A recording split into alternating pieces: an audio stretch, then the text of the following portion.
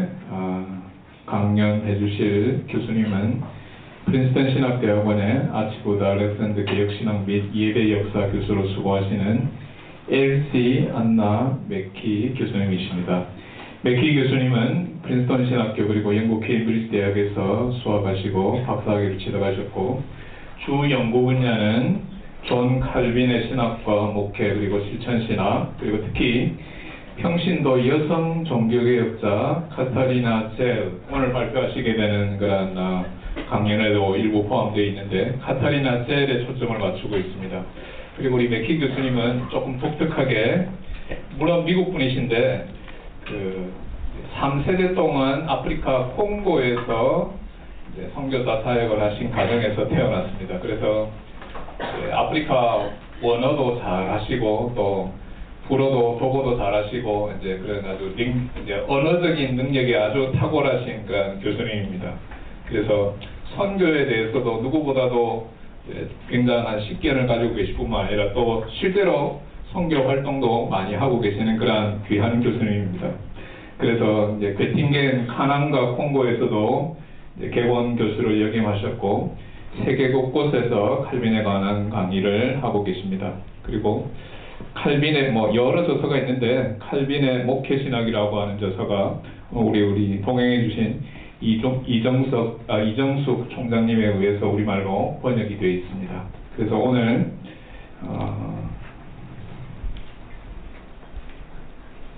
카트리나 슈트젤 그리고 이델레트 뷰르 칼빈의 부인이었죠, 그죠? 그리고 종교개혁주의적 여성들의 결혼경험과 결혼관에 대해서 이 제목으로 강연해 주실 때 여러분들 좋은 배움의 시간 되시기를 바랍니다.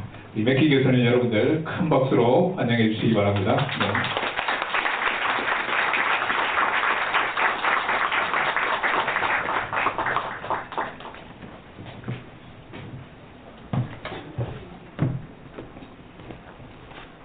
Thank you very much for the invitation to come and share this special event with you.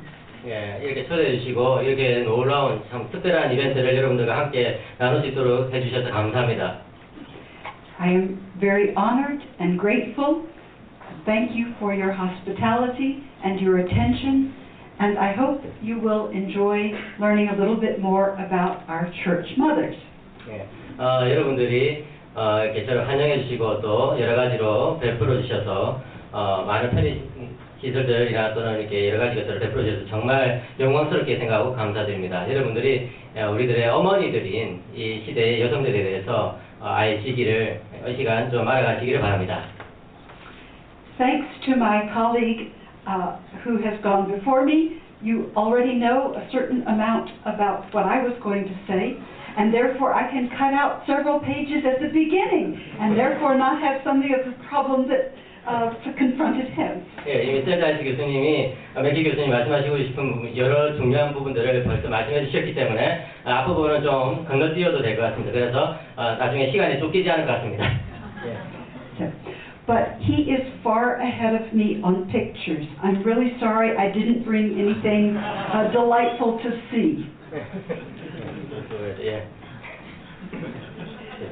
So, I will be reading the first part, and then at the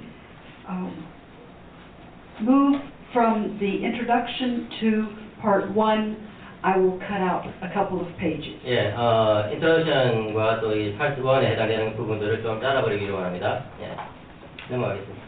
Just one more addition, or rather correction. One of the names is not accurate. One of the names dropped out when I was writing this.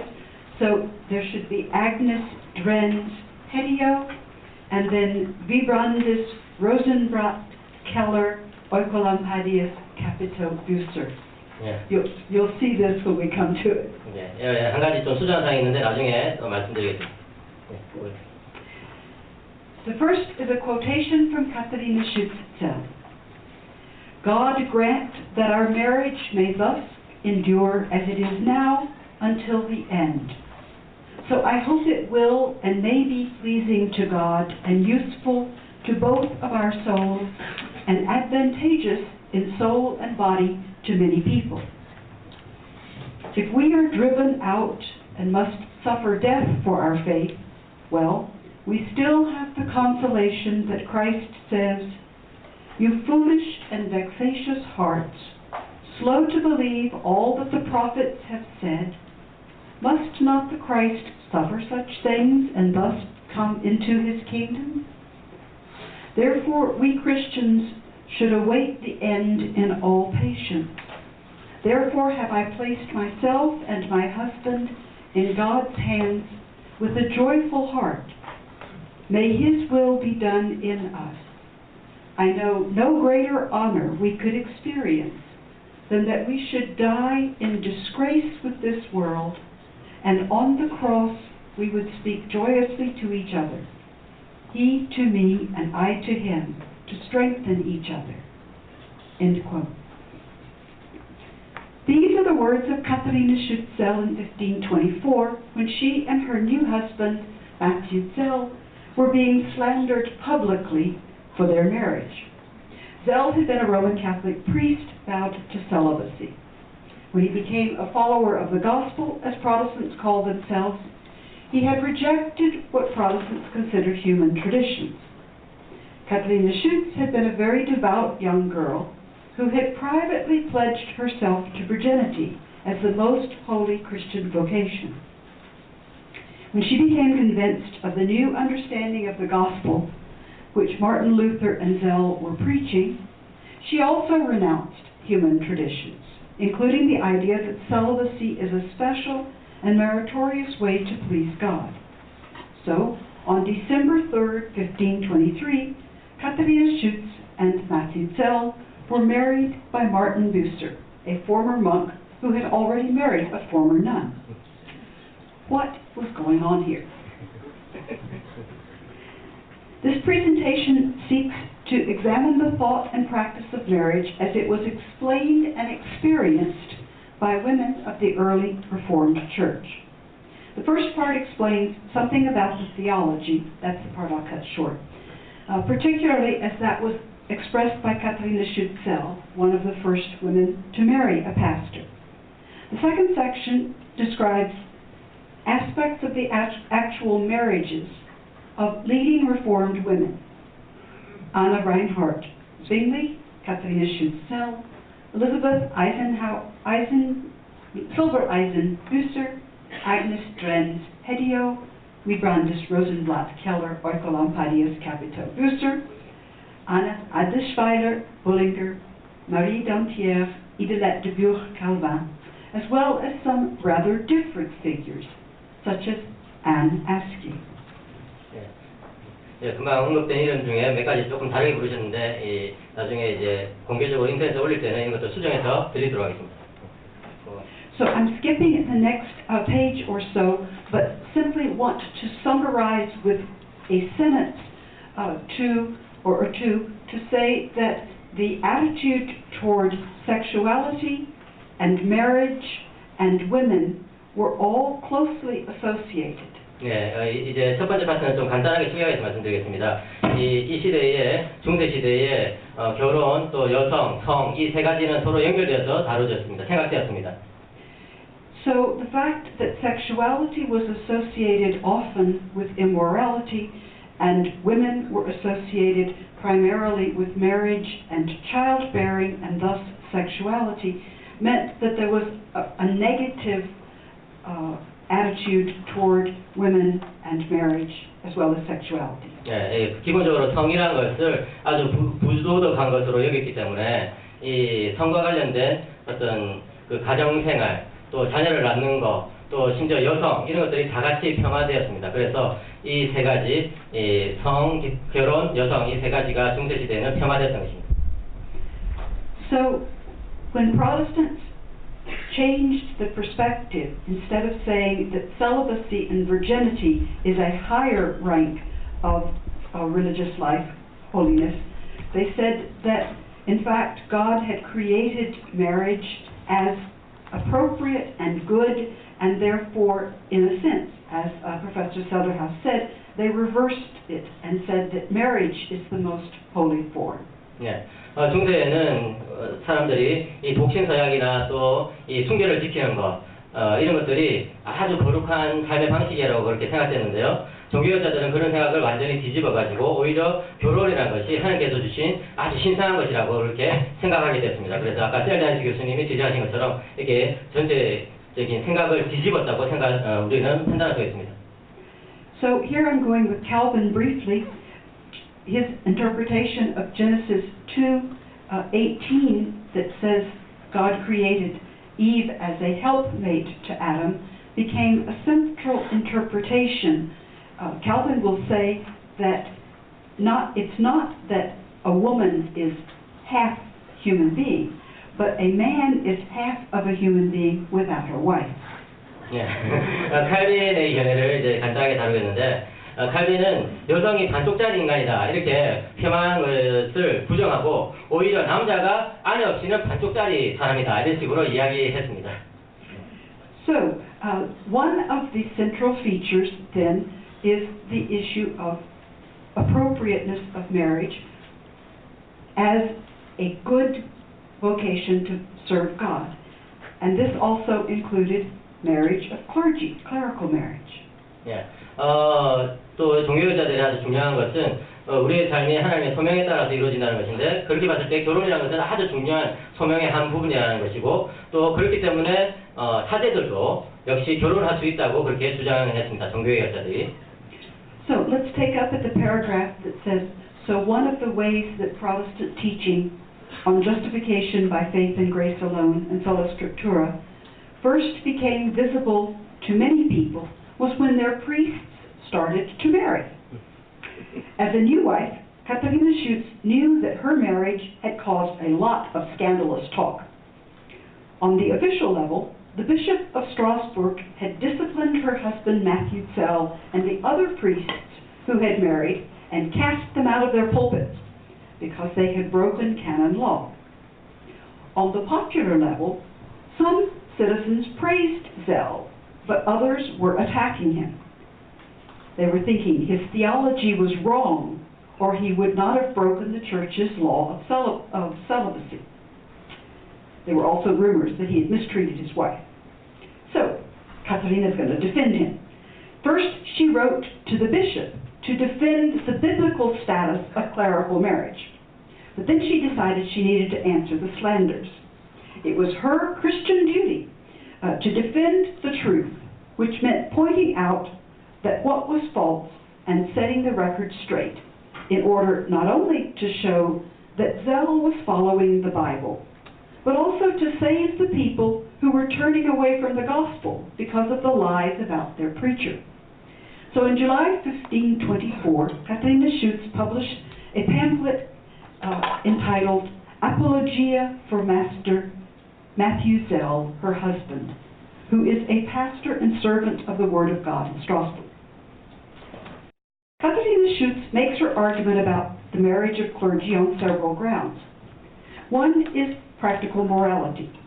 Many of the traditional priests did not keep their vows of celibacy, and the bishops winked at this and even profited from it by taxing immoral priests for their concubines and children.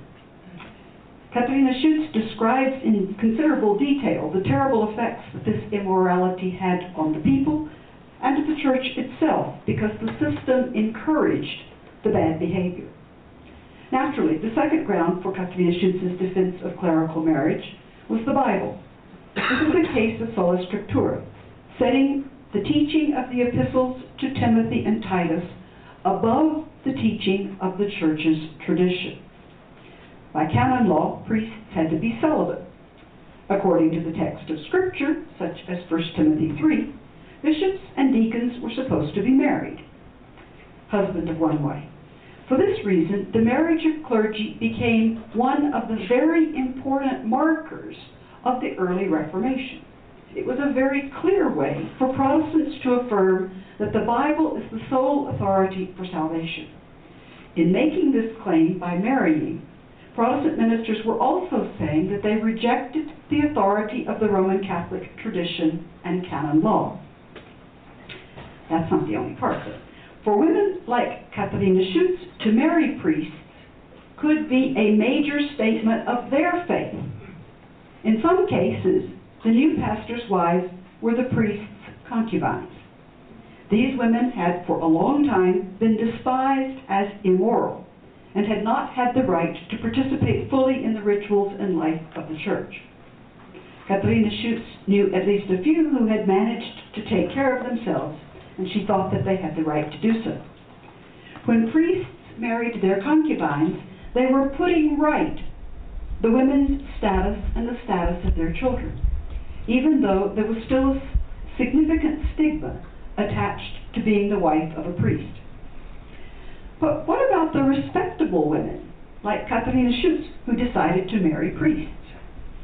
This was a step which demonstrated a very strong Protestant faith, because they were risking their reputations, and possibly even the stability of their lives, if the town where they lived did not become Protestant.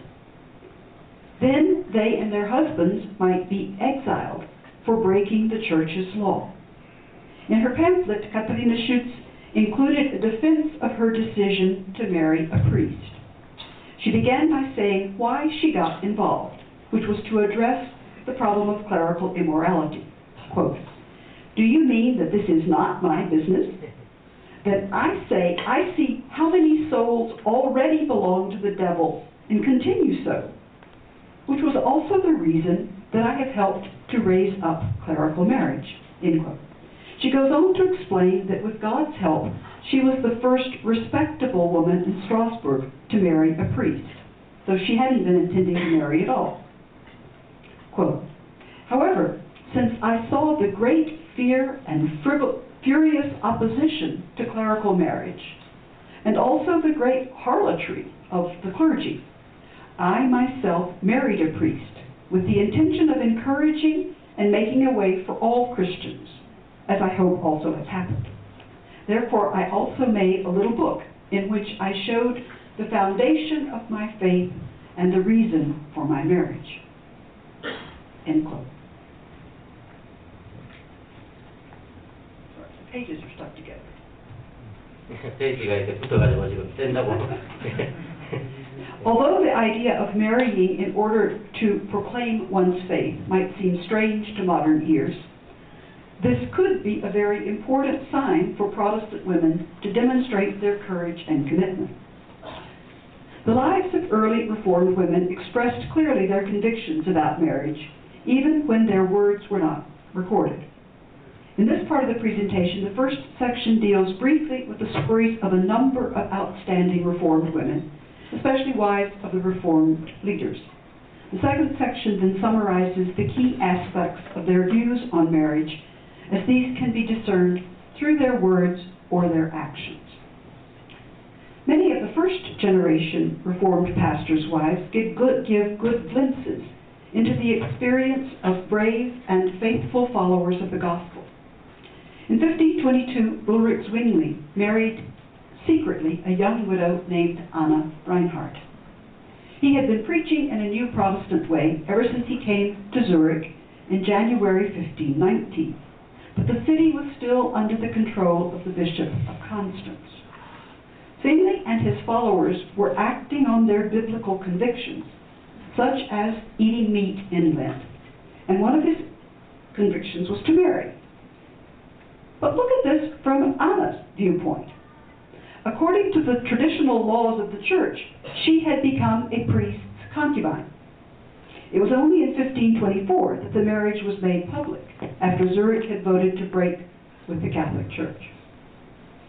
The story of Elizabeth Silbereisen-Bucer is somewhat similar, but in one sense even more shocking, because both she and her husband broke their vows of celibacy. Elizabeth had been a nun since she was 12, because when she was orphaned, her relatives put her in a convent so they would not have to take care of her, and they could have much of her inheritance. In the convent, Elizabeth was often very sick and felt that being a nun kept her from living a truly Christian life. Thus, she decided to leave the convent because of her faith. In 1522, she married Martin Bucer, a priest and a monk. He was accused of persuading her to abandon the life as a nun, but the two felt that God had called them to marriage and given them to each other. After some months, while Bucer was serving as a pastor along with another married priest, the two clerical couples were driven out, so Bucer and Elizabeth came to his family's home in Strasbourg. At this point, Matthew Zell had not yet married, though his Protestant preaching was upsetting the bishop quite a bit. Zell invited Bucer to preach from his pulpit, a scandalous thing to do. A small group of Protestants in Strasbourg welcomed the new pastoral couple, and Katarina Schutz and Elizabeth Silbereisen would become good friends. Elizabeth's life in supporting her husband's ministry was spent mostly caring for their home, bearing and rearing their many children, probably 11, although only 5 survived infancy, and welcoming guests, especially Protestant ministers.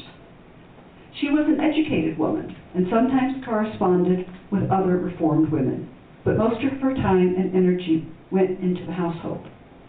When she died of the plague in 1541, Bucer was heartbroken. Clearly, for some women, the choice to marry a minister was an expression of faith in the face of much negative criticism.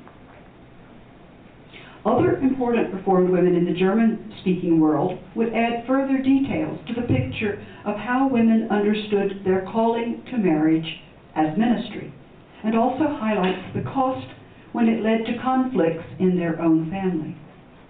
Margarete Dredens was the daughter of a prominent Strasbourg family. She and her mother, Agnes, were among the early converts to Protestantism. When the reformer Caspar Hedio asked Margaret to marry him, she and her mother agreed. However, Margarete's brother Andreas objected vigorously. He was not a follower of the new teaching, and he was determined that his sister was not going to become a priest's concubine and ruin the family's reputation. Then another leading Strasbourg citizen, who was both a Protestant and a relative of the Drenz family, stepped in to support the marriage, as if he were the women's male guardian. They were considered minors legally. And Margaret married her preacher. Not long after this, her brother also converted, so there was peace in the family again. But it must be remembered that a Protestant woman's choice to marry for her faith could demand great courage, including defying her family, and not everyone would have had a supportive relative to help. Another case was that of Anna Adlisweiler, a young woman from an aristocratic background who became a nun in 1523 and was living in the Uitenbach cloister in Zurich. Several years later, Anna met the young reformer Heinrich Bullinger, and he wanted to marry her. In fact, he wrote her a number of love letters over the course of their long relationship. The first one was 14.5 pages. The first was in 1527, and they became betrothed on October 27th. But then Anna tried to break off the relationship, probably because her widowed mother greatly objected. Bullinger continued to insist. A betrothal was legally binding, and he called on other ministers to help him convince Anna, but she hesitated. It was not until August 17, 1529, 6 weeks after her mother's death, that Anna and Bullinger were finally married. Then, together, they established a happy household, which, like Bucer's, had many children who kept Anna busy. They also took in Zwingli's widow and children, and other relatives and students. Anna's life was shaped by caring for her mother, and then everyone else came to her. When the plague came with great force in 1563, Anna nursed her husband through it, but she and several of her children died. Wybrandis Rosenblatt, the daughter of a citizen of Basel, had perhaps the most varied challenges in marriage, and her life demonstrates the vital role of a reformer's wife, multiple times. As a young woman, she was married to a well-educated citizen of Basel named Keller, and they had one daughter. But soon her husband died. Brandes and her family had become followers of the new gospel teaching. When Johannes Oecolampadius, the elderly priest reformer who led the movement in Basel, finally decided that he needed to marry in order to show his commitment to the biblical faith, he asked this young widow to be his wife. There was a great difference in age between them, and Brandes would be taking on the disreputable role of a priest's concubine. But she agreed because she felt called to serve her faith this way. Together they had several children. Since Oecolampadius was a very learned scholar, he gave them names from history. The son, Eusebius, for the early church historian, and the daughters, Aletheia and Irene, the Greek words for truth and peace. But he died suddenly in 1531. So also did the wife of one of his friends, the Strasbourg reformer Capito, a colleague of Bucer and Zell and Hedia. Bucer thought Capito needed a wife to take care of his children, and Brandes needed a husband to support her family. So he suggested that they marry. They met and agreed to follow Bucer's advice. However, to marry Capito, Brandes had to move from Basel to Strasbourg. Despite the strong ties between the two cities, this was a significant uprooting of her life. She brought her children and her mother and took over the care of the Capito's house, and soon 5 more children arrived. However, life in the 16th century was very precarious, and another plague in 1541 was very severe. Thousands of people died. Among them were a number of Brandes' children, Capito himself, and Bucer's wife Elizabeth Silbereisen, and all but one of their surviving children. When Elizabeth was on her deathbed, she heard that Capito had died. So she asked Katharina Schutz to go and bring the widowed Brandes to her home. There, she made Bucer and Brandes promise to marry after her death. Very soon, Elizabeth died, and some months later, Bucer and Brandes kept their word. Brandes brought her children from her previous marriages to Bucer's house, and there established her new home, caring for his one surviving son and all of the blended family. Several more children were born, though only one survived infancy.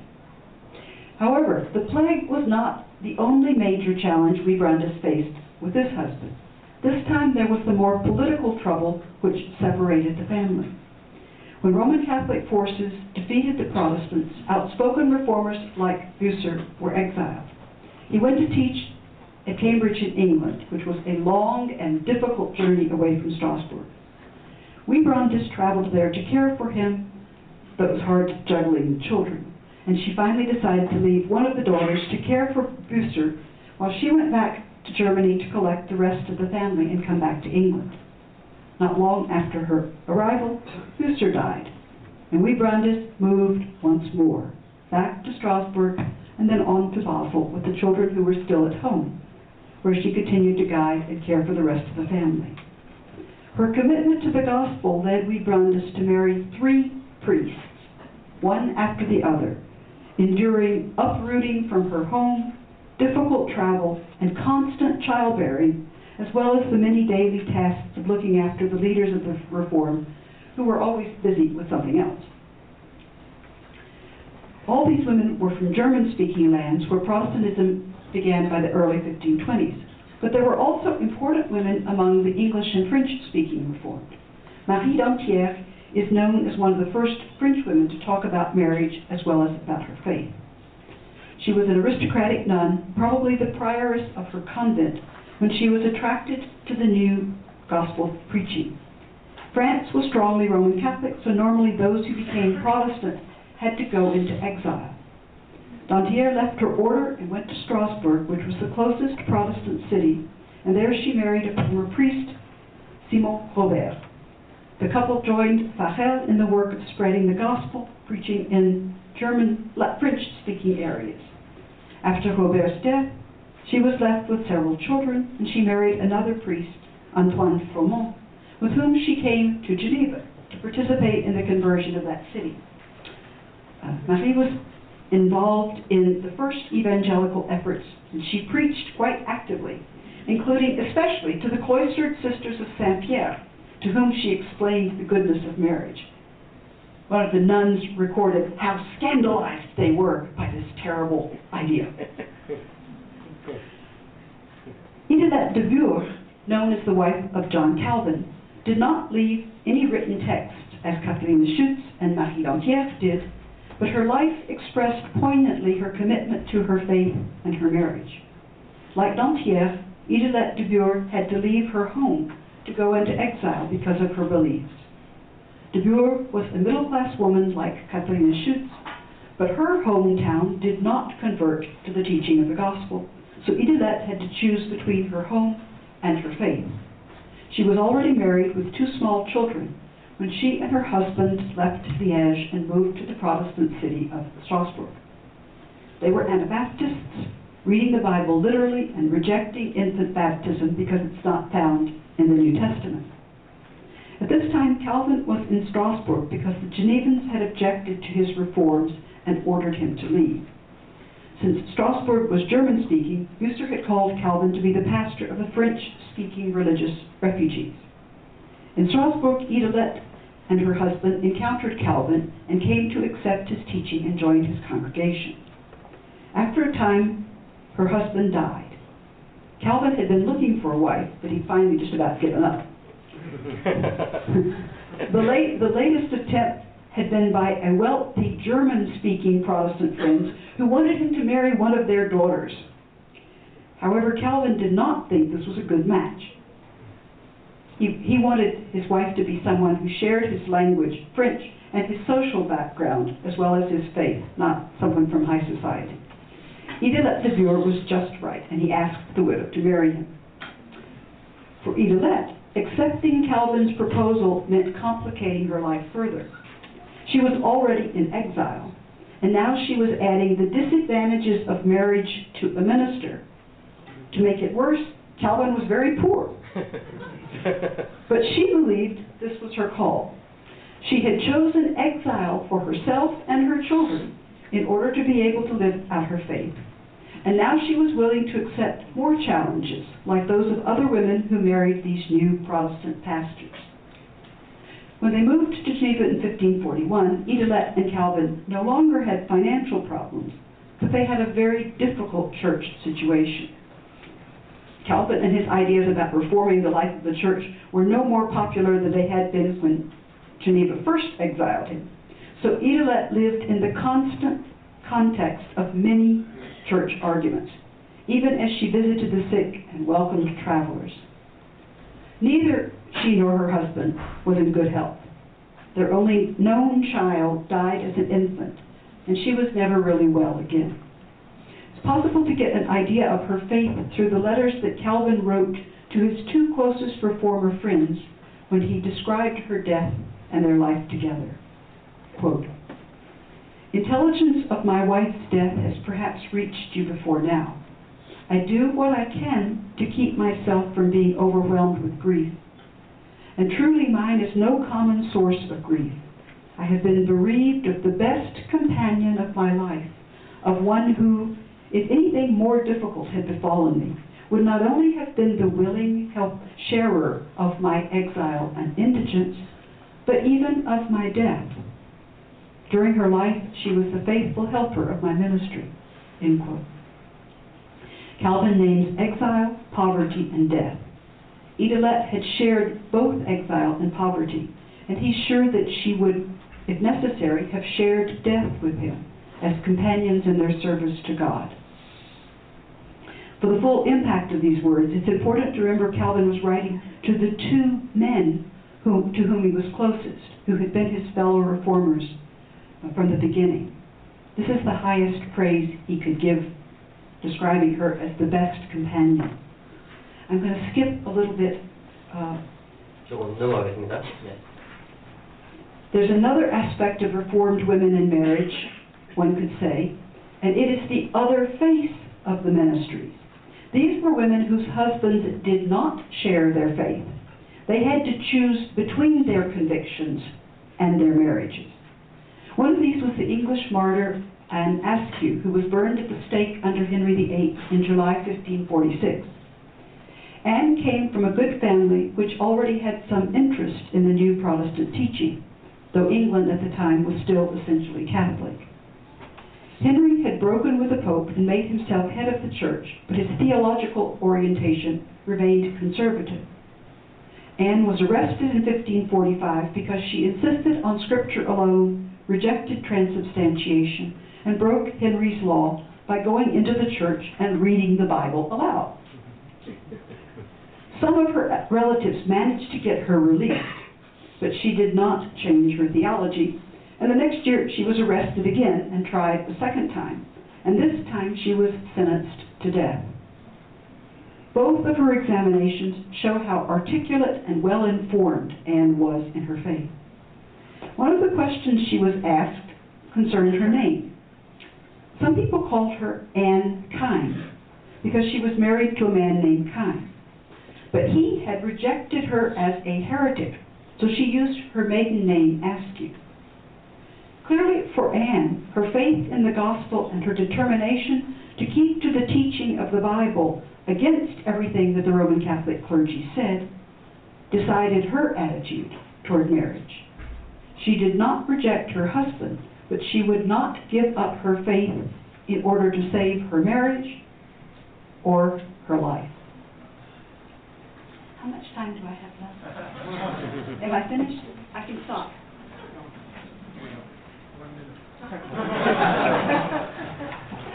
I will simply say that you can read the last part.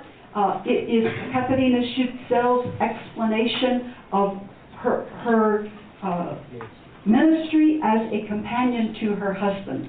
예, 이제 그 세 번째 파트는 카타리나 첼의 그 기록에 근거해서 이제 서술한 건데요. 그녀의 어떤 사역 그리고 그녀가 남편과 얼마나 좋은 동력자가 됐는지 이런 것들을 서술하고 있습니다.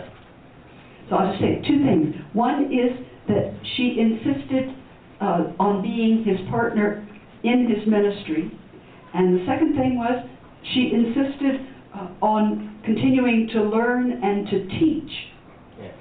그녀 두 가지를 주장했는데요. 이제 카타리나 슈츠제아는 두 가지를 주장했는데, 첫째는 자기 씨는 남편과 더불어서 동력자로도 사역을 했다는 것입니다. 여자지만 그 당시에 여자들은 뭐 그렇게 하지 않았는데 자기는 사역을 했다는 것이고, 둘째로는 그냥 계속해서 배우고 읽고 다시 배우고 이런 일에 계속 힘썼다는 것을 또 주장하고 있습니다. She actually says that he called her his assistant minister, and the person she's saying this to is the man who was his male assistant minister. 네, 이 남편 첼의 부목사였던 사람 앞에서 사실은 내가 남편 첼의 부목사였다. 내 남편도 나를 나의 부목사야 이렇게 종종 불렀다 이렇게 주장을 했다는 것입니다. So she understood quite clearly this companionship in marriage as a partnership in ministry because they were both called by God to serve God. 예, 그녀는 이 결혼의 부르심이라는 것이 얼마나 중요한지, 그리고 이 부부가 동반자된 관계라는 것이 얼마나 중요한지를 이렇게 잘 보여주었습니다. 왜냐하면 결혼이라는 것은 남편과 아내 둘 다 하나님의 부르심을 받은 그런 일이기 때문에 그렇습니다. Final sentence. I think we could say that the early Reformed women were deeply committed to marriage as an expression of their faith, even if it meant a bad reputation, and they were prepared to be partners in this ministry up to the point when their husbands rejected the faith, and then they said, no marriage, because the faith is the critical point. 네.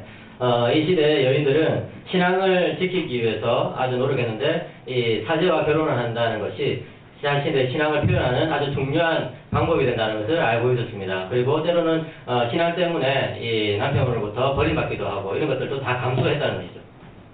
So marriage was an expression of their biblical commitment, their faith, and it determined their faith then determined their attitude toward marriage. 네, 이 사람들의 그런 삶을 보면은 참 이들이 성경적인 신앙에 정말 온전히 헌신하고 있었구나 하는 것을 알 수 있고, 또한 이들이 결혼에 대해서 어떤 생각을 가지고 있는지도 잘 볼 수가 있습니다. 감사합니다. 예. 감사합니다. 감사합니다.